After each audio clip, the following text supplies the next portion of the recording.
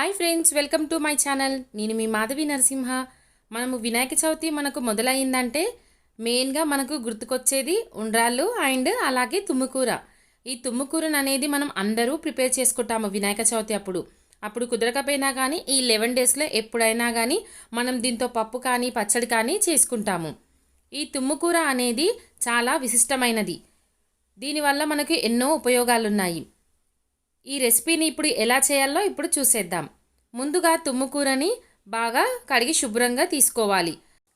అలాగే ఇందులోకి మనము చింతకాయలని యూజ్ చేస్తాము, అలాగే పచ్చిమిర్చిని కూడా యూజ్ చేస్తాము. ఈ చింతకాయలు అనేది మనకు లేతగా ఉంటాయి కదండి, అవైతే ఇంకా టేస్టీగా ఉంటుంది మన పచ్చడి వచ్చేసి. ఇప్పుడు ఒక గిన్నెని తీసుకొని అందులోకి పచ్చిమిర్చి వచ్చేసి నేను ఒక చటాకని తీసుకున్నానండి. అందులోకి ఒక 7-8 వరకు చింతకాయలని ముక్కలుగా చేసి తీసుకున్నాను. పులుపు ఎక్కువ అవసరం లేదు కాబట్టి నేను నార్మల్గా తీసుకున్నాను. శుభ్రం చేసి పెట్టుకున్న తుమ్మికూరని కూడా ఇందులోకి వేసుకోవాలి. నేనైతే ఇప్పుడు ఇందులో వాటర్ అసలు వేయట్లేను, ఎందుకంటే మనం ఆకుకు ఉన్న తడి అయితే సరిపోతుంది. ఇప్పుడు దీన్ని వచ్చేసి డైరెక్ట్గా మనం స్టవ్ మీద పెట్టేసుకుంటే సరిపోతుంది. ఇలా స్లిమ్లోనే పెట్టుకోనండి, మరీ హైలో పెట్టుకుంటే మనకు మాడిపోతుంది. ఇలా స్లిమ్లో పెట్టుకొని అందులోకి కొద్దిగా ఆయిల్ని ఒక 2 లేదా 3 టీ స్పూన్ల ఆయిల్ని యాడ్ చేస్తున్నాను. ఇలా యాడ్ చేసిన తర్వాత మూత పెట్టి ఒక 5 నిమిషాల పాటు ఉడికించుకోవాలి. నేనైతే ఇందులో వాటర్ అనేది వేయలేదు, మనము ఆకు శుభ్రం చేసుకున్నాం కదండి, దాని తడి సరిపోతుంది. ఇప్పుడు ఒకసారి తీసి చూసారు కదండి, మనకు అది కొద్దిగా మక్కుతూ ఉంది. ఇలా ఒకసారి కలుపుకొని మళ్ళీ ఒక 2 నిమిషాల పాటు లో ఫ్లేమ్లో పెట్టుకొని ఉడికించుకోవాలి. ఇది చేయడం చాలా సులువండి, తొందరగా అయిపోతుంది. చూసారు కదండి, మనకు దగ్గర పడింది మొత్తము ఆకు వచ్చేసి. మనకు చింతకాయలు లేతగా తీసుకున్నాం కాబట్టి మనకు తొందరగా మక్కుతాయి. ఇప్పుడు స్టవ్ ఆఫ్ చేసుకొని పక్కన ఒక 5 మినిట్స్ పాటు అలానే వదిలేసుకుంటే మనకు చల్లారిపోతుంది. ఇలా చల్లారిన ఈ తుమ్మికూరను మనం మిక్సీ జార్లో వేసుకొని ఒకసారి గ్రైండ్ చేసుకోవాలి. మరీ మొత్తం పేస్ట్లా కాకుండా నార్మల్గా చేసేసుకుంటే సరిపోతుంది మిక్సీ వచ్చేసి. ఇందులో కొద్దిగా సాల్ట్ అనేది యాడ్ చేస్తున్నాను టేస్ట్కి తగినంత.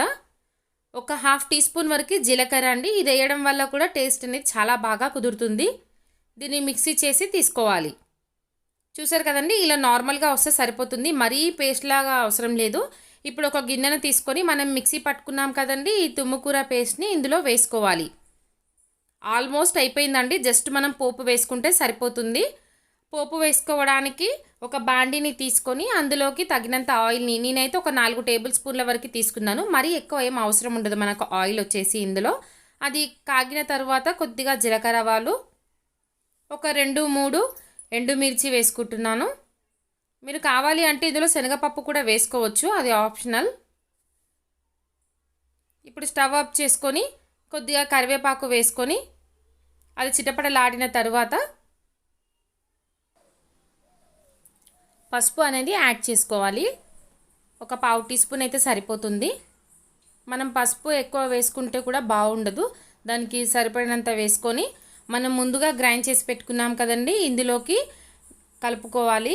ఆ కలిపే వీడియో వచ్చేసి క్లిప్ అనేది మిస్ అయింది. చూసారు కదండి, మనకు కనిపిస్తుంది.